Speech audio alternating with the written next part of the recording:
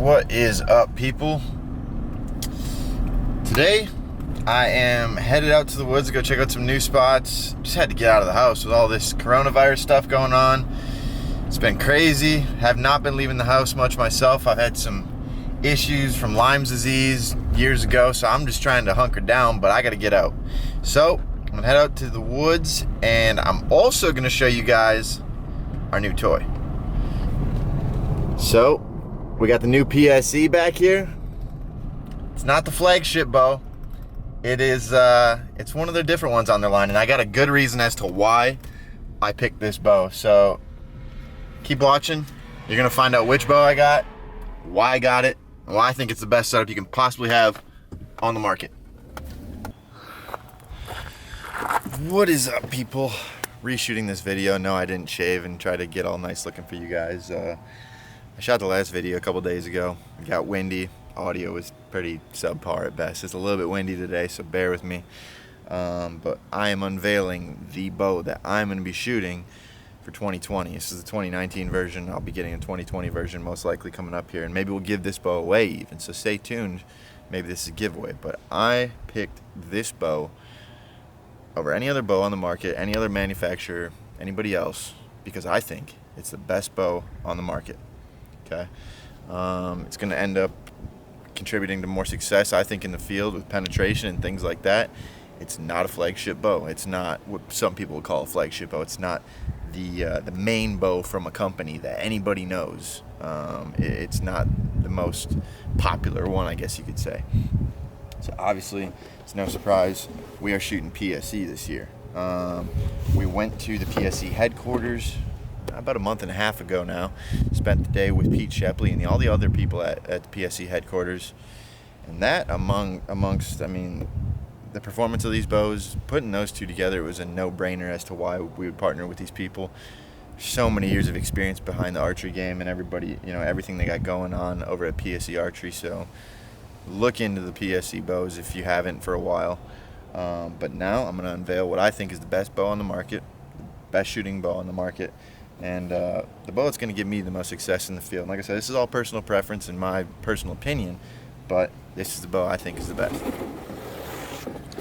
It is the PSE Expedite.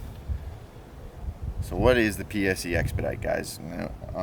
So basically, in short, this bow is a 5-inch brace height bow, 5.25-inch brace height, which, for those of you that are not familiar, the shorter the brace height, the faster the bow. This bow is coming in blazing at 360 feet per second. Crazy fast. One of the fastest bows that I'm aware of on the market. PSE did come out with the full throttle a couple of years back, and that was a 370 feet per second bow. I've never shot it. Maybe it's something I want to get my hands on. But like I said, 5.25 brace height, 360 feet per second. I know you guys are thinking, Brett, you don't need to shoot a 360 feet per second bow to kill a deer. I agree with you. You don't. People used to do it with the old stick and string, the recurve bows. Yeah, it's possible. But I'm trying to eliminate as much error and basically just screw-ups as I possibly can by shooting this fast of a bow. By shooting a bow that's 360 feet per second in combination with a heavy arrow, yet small as diameter as possible, I believe I'm going to get way more penetration on my shots. Okay, I'm a big game hunter. I hunt a lot of whitetails.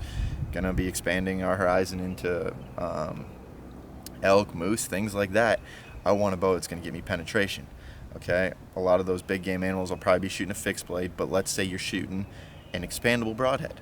Okay, you want the most kinetic energy, which basically relates into momentum, that you can have behind that arrow, so that you get two holes. You get an entrance hole and you get an exit hole. If you get an entrance hole and an exit hole, you're going to get more blood, better blood trails equals better recovery. Basically ups the chance of you guys recovering your animal. Okay, so like I said, I recommend shooting a small diameter arrow, pretty heavy arrow. So another reason that I decided to shoot this bow is a lot of times you just don't get that perfect shot in the stand, and I know you guys can relate. You get that quartering 2 shot, and we know at best you get one lung and liver, you know, and all these other things, or maybe even a frontal shot. And I know a lot of you guys will say, well, that's not ethical, don't take a frontal shot. Well, I'll tell you what, guys, you can take any of those shots with the right setup, okay?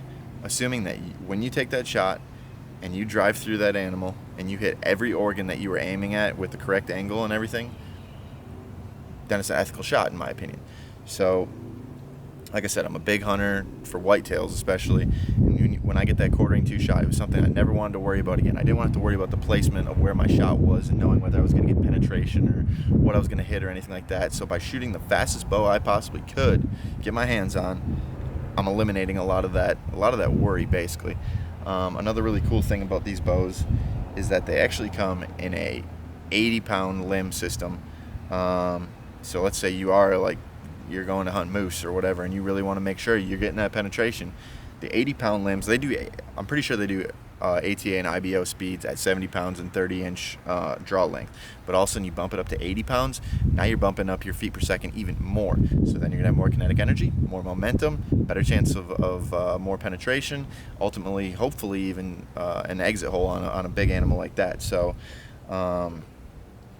they do offer this in 80-pound limbs as well. This is just a 70-pound limb bow. And they also have 90% let-off cams. So I know what you guys are thinking. A lot of times these bows are so rigid and hard to draw back when you get in that smaller brace height and these speed bows. First of all, that wasn't even the case with this bow. But second of all, now that it's 90% let-off, you're holding back next to no weight. It's not a big deal. So like I said, this draw cycle, I've shot a lot of 5-inch brace sights in the past because obviously it's how I shoot. I like something with a lot of penetration, a lot of speed. So I've shot a lot of them, and a lot of times those draw cycles are rigid and kind of iffy. And after we went to the PSE headquarters about a month and a half ago, and I was like, "What do you guys got for a speed bow? Let me get my hands on something." And I shot this. So I was like, "Whoa!" I mean, this thing is pretty silky smooth. So bottom line, I believe that shooting the PSE Expedite, that's this bow right here, is going to ultimately get me a little bit more feet per second than the average bow, the ones that are in the 320, 330, 340 mark, and those bows are fine.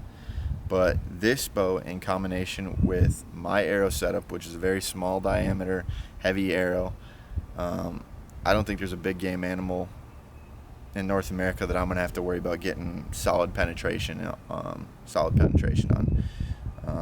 So this is it. This is the bow that I will be shooting for the 2020 season, at least the model, the Expedite. I think they're coming out and making some changes with the upcoming one.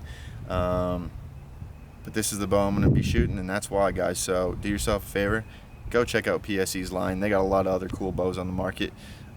This is just my personal preference, and this is the bow that I think is going to get me the most performance out of any other bow on the market. Go check them out, guys.